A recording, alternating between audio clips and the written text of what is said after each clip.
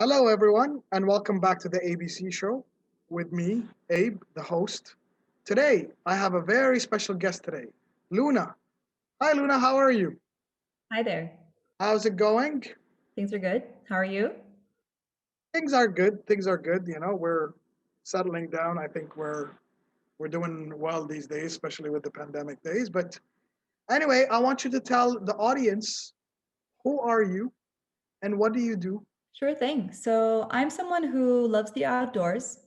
I travel a lot. I'm super active. I'm a very curious person that's always exploring. I love designing solutions. I'm someone who thinks like an engineer and works in a world of business. Professionally, I'm the founder and CEO of the Good Mood Company, a health tech startup that tackles a serious problem of the modern day human, and that's feeling drained. I also advise RPL, the JV with UCL, on their integration of blockchain into the real estate industry because I have a real estate background, but we'll get to that later. I also mentor at London School of Economics and LSE and UCL. Wow, fantastic. I like how you have a rich background and experience, both doing health, you're doing food, you're also doing real estate, mentorship. I like well-rounded individuals. That's fantastic. So let's talk more about your current, what you're doing right now. So tell me more about the company and how did that come up with, and what is it all about? So, the Good Mood Co. is a solution that I designed for myself. So, I woke up one day in my mid 20s and I realized that I'm super drained. So, I'm meant to be in the prime of my health and the prime of my youth. And yet, I'm someone who, is healthy. I do work hard, I travel a lot, I go out, I have a healthy social life, but why am I tired? So, I looked around me, I observed around me, and I wasn't the only one. So I went into research and I live in the UK, in London. And the outcome of my research was mind blowing. 74% of the population is stressed. So they report stress on a monthly basis. Over 80% of the population have sleeping problems.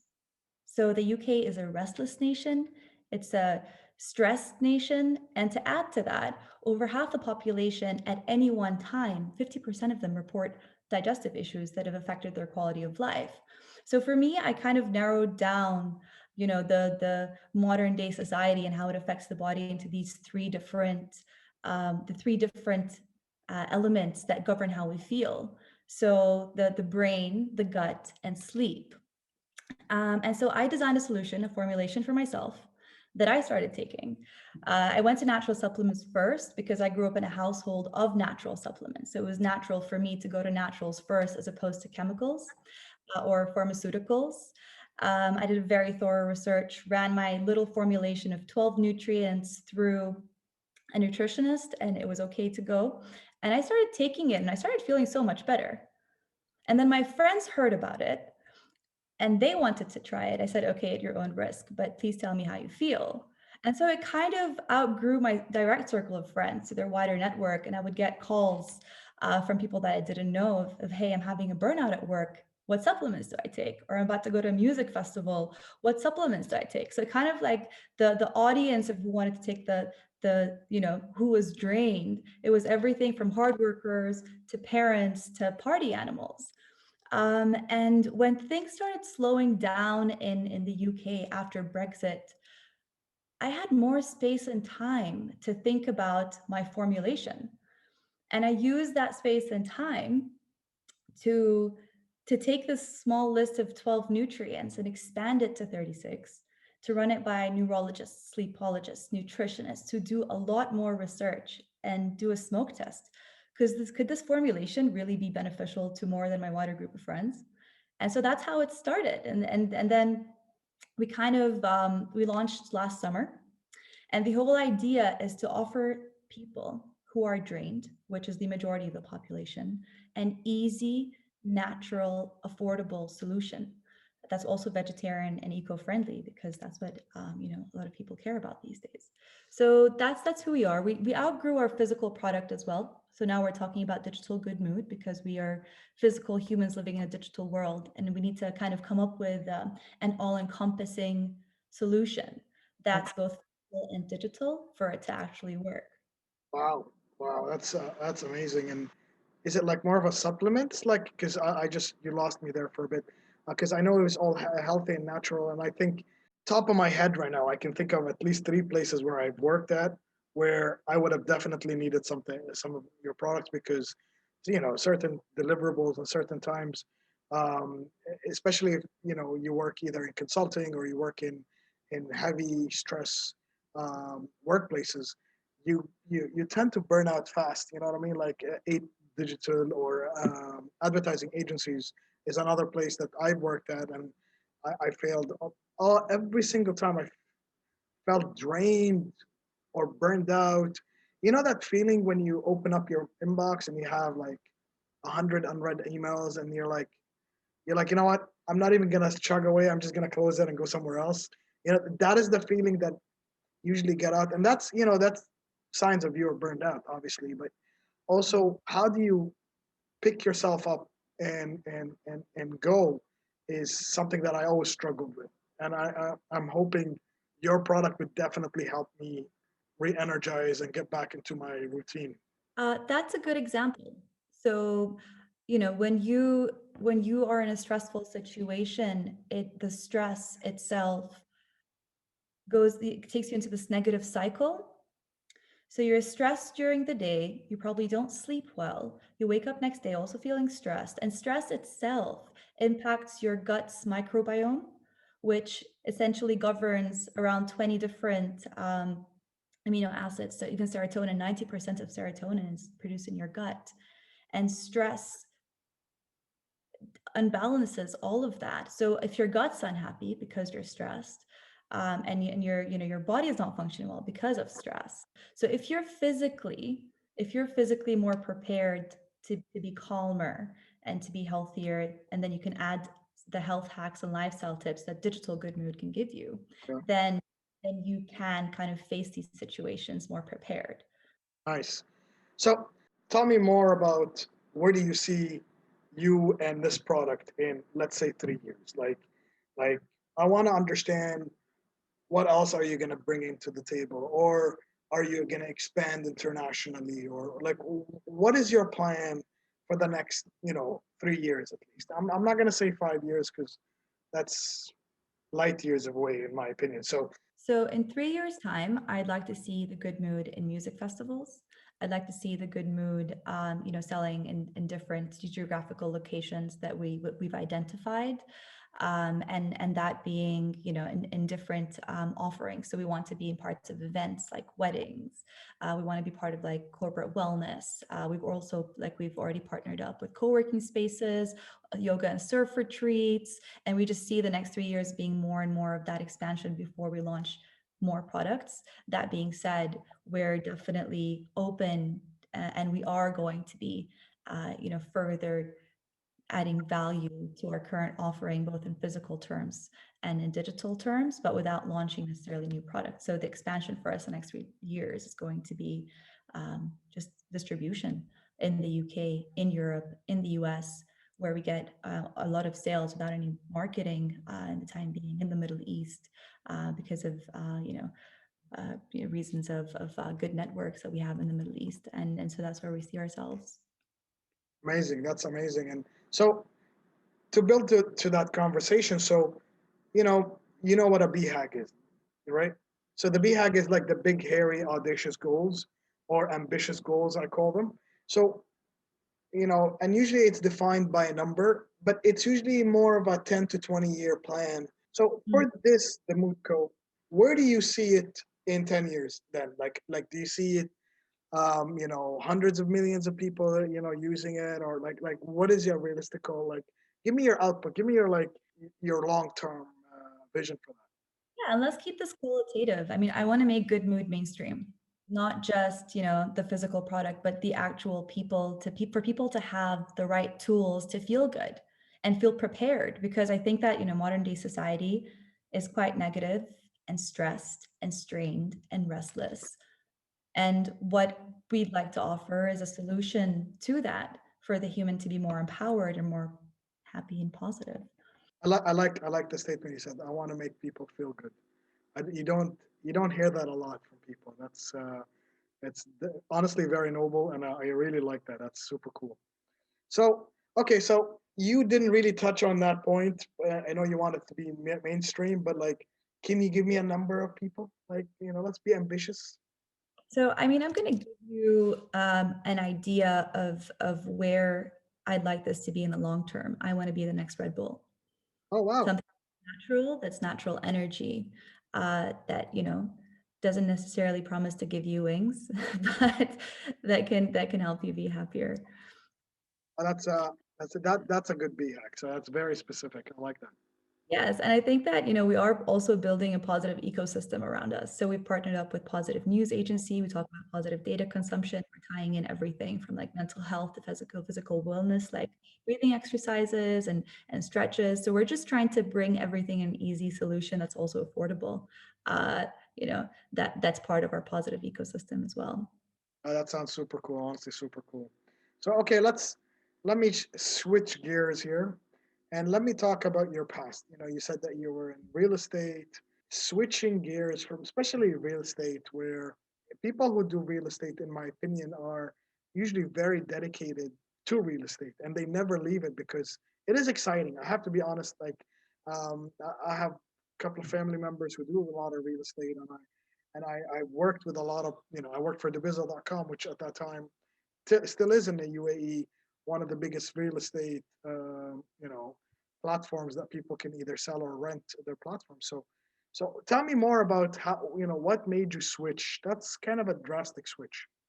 Okay, sure. So I'm going to tackle this question in different kind of avenues. And the first one is, so I've gathered a lot of experience in real estate. I do love real estate as kind of an investment asset. It's something that I understand, that I do very well in. And I'm using all of my knowledge in real estate today to advise RPL on their integration of blockchain into real estate. So I'm going to tell you kind of my journey, a little bit of how I started thinking differently about real estate. By the way, I ran my own real estate advisory firm for 5 years, Wingate White. We're based in the UK. We had an office in Dubai, and we were working with clients on their investments into the UK real estate market, mostly commercial. I realized that a machine is going to take my job in 15 years. So I Okay. went to a summit in Lisbon, and I started meeting all these people. I wanted to know who's working in the tech industry, who are they, how do they think, and how can I stop being, in kind of like the I don't know, the end of the curve that's just dying out, and start innovating. So especially when Brexit happened and the market was very dry and very difficult, it was going through a huge downturn, it was changing. And then, now COVID happened this year as well. So it's kind of like, do I just want to be, reactive, or do I want to be part of the people who are making technology, who are innovative in the real estate industry, and how can I add to that? And so I started thinking about real estate technology before I started the Good Mood Company. And then the opportunity for the Good Mood Company came to me. It was the right time. It a lot of things lined up for me. And so it was, kind of like a question of, do I want to pivot? And for me, the answer was very clear. I'm going to pivot, because I had gathered suitable experience to be able to start a company and run it. I had the right character for it. I was part of, it's just the trend as well of this healthcare, natural supplements, wellness industry is Yep. high growth. And we're integrating a tech element to it, which is also very, very interesting and innovative and competitive. I had the right funds to start the company from my savings, and I had the right network to launch it. So, and to be honest, I'm going to tell you this last thing. It's a lot more exciting. It's a lot more exciting than real estate. Yeah, you know what? I believe you. The problem is with real estate, it's not a sexy business. You know what I mean? Like, I'm not going to say harassing customers, but you have to do a lot of follow ups, and I know I call them CRM buys, like a house, a car, some things that you don't buy on impulse or you don't buy daily. Or Mhm. you don't, some people, most of the people on earth buy it once a lifetime, right? Like a house. Um, so it gets really difficult. You need to be super open in how on creative and how to attract a lot of customers because you're gonna have to keep people in your pipeline, and sometimes as well, some of the properties that you need to move. Let's be honest, they're like you wouldn't live there. You know what I mean? Like um, I've never done real estate. I've bought my own house, obviously, and I've done all of that. But the crap that I saw until I found something that I kind of liked was like 6 months of, how about this plan? How about this? So I genuinely don't know how my realtor could stand me after like 6 months. You know what I mean? Yeah. Especially after, seeing me and calling him and he's calling me. And, you need a special personality for that, honestly. Like, If you're thinking about residential real estate. The industry goes way beyond that. You've got, developments for student housing, if you're, it's commercial asset, elderly homes, you've got yeah, hospitals, educational yeah, yeah. assets. So there's this whole commercial side to it that spans from infrastructure all the way to a lot of different, assets that I've mentioned. I, And I so agree. I agree. it's No, it's I agree 100%. and it is exciting, but I think it's just very slow moving. Yeah, yeah, Uh, and I think focusing on the UK real estate, industry, which was my specialty for the last 6 years, I see it downturn.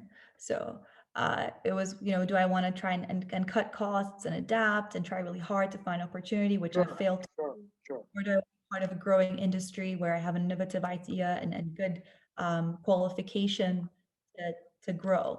I 100% agree with you. And when we were talking like about the real estate, obviously, when you talk about the people, that's the first thing that pops in people's heads. And we did have our share of commercial experiences with either renting, buying, or even having analysis of certain areas.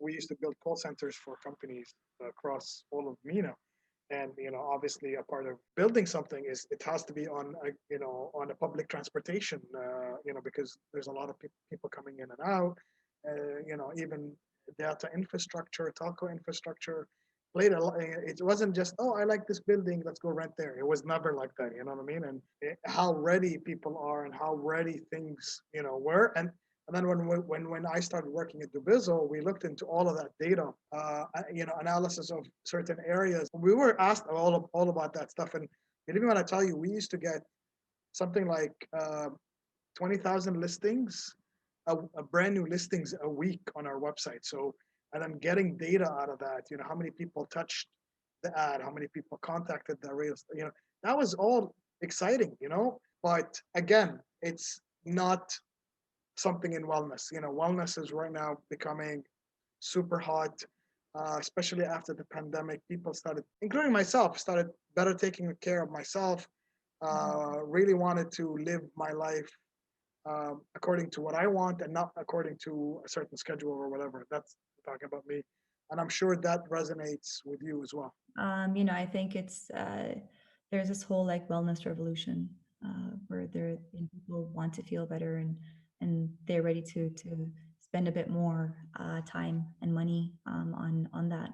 Yeah, I agree. I agree. So I want to ask you. So, what does Luna regret in the last 10 years? Oh, and I think for me that's a clear one. So I studied mechanical engineering at UCL with business finance at LSE. It was a dual degree.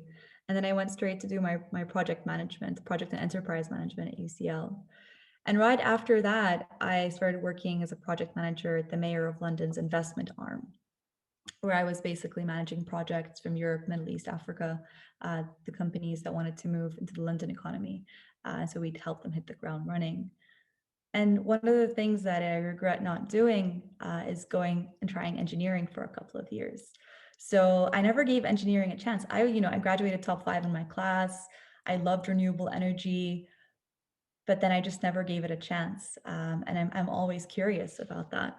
I have a feeling that things worked out for you. So that's not something that like some people say I should have taken that job. You know what I mean? Like what people don't know is like I graduated from child psychology. Like I have a child psychology degree, by the way. So yet they were never. I've never also worked in child psychology. Um, I always really liked working with kids. My mom had a kindergarten and in university, and I'm like, well, what am I going to do? Maybe I'll take over the family business. And I think that's the reason why I studied it. And for me, I never took any social science in high school. I was like your typical Arab who took chemistry, biology, math, the whole wanted to become either a doctor or an engineer. And then I genuinely took a psychology course first year university, and I'm like, wow, this is awesome. And that's why I wanted to pursue it more. And but do I regret never working in my degree? Um, Kinda no, because a lot of times when you're talking to clients or talking to some stakeholders in any business, kind of need to you know talk to them like children, kind of thing. So that kind of helped understand what's going on that table. But that's how it is. But so cool. All right. So I promised that I would ask you a curveball question. So if you would be a superhero, who would you be? Or if you had a superpower, what would that be? Wow. Do I have to answer both? Either or, but I'd love it if you could do both. All right. Okay, let's think about the first one. So I think if it was like superheroes, I'm not really into Marvel and that kind of like comic whole thing. So it's gonna have to be someone who like really changed the course of history. Someone like Ada Lovelace, who like wrote the first algorithm. Actually, my favorite's gonna be Heidi Lamar. Okay. No, wait, I changed that. Daphne Oram. Okay. Okay. She's basically invented electronic music. Uh, she kind of, yeah, I mean, her work really, it helped shape the sounds and songs I listen to today, and I'm a big fan of music. Okay. So she also was, I think, a hero because she kept on doing her inventions and innovating, despite her being in a very kind of sexist, strong, institutionalized BBC at the time, and she was a female, going against a lot of challenges, and she got laid off, by the way. That's I have to say that is the most unique answer I got. So thank you, Luna, for that. That's pretty cool, and I actually did learn something today, which is fantastic. I learned a lot, but just this one is something. I like music too, and do like a lot of electronic music as well. So that's something I didn't know. So thank you for that. Before we close, is there anything would you like to tell my audience? I mean, that's very broad. Um, Yeah. yeah, I would say, yeah, I mean, I would say, be brave, be positive, and be calm, and things will work out well. And yeah, and enjoy your time here on Earth. Well, here you have it. Again, thank you very much, Luna, for having this conversation. I did thoroughly enjoy this. This was really really good. We do have a hashtag called hashtag Real Talk No Nonsense. Knew a lot about both the wellness aspect and real estate that I honestly didn't want, and then I did learn something about music as well and electronic music in specific. Until next time, thank you very much. Take care. Bye bye. Amazing. Thank you. That was super fun.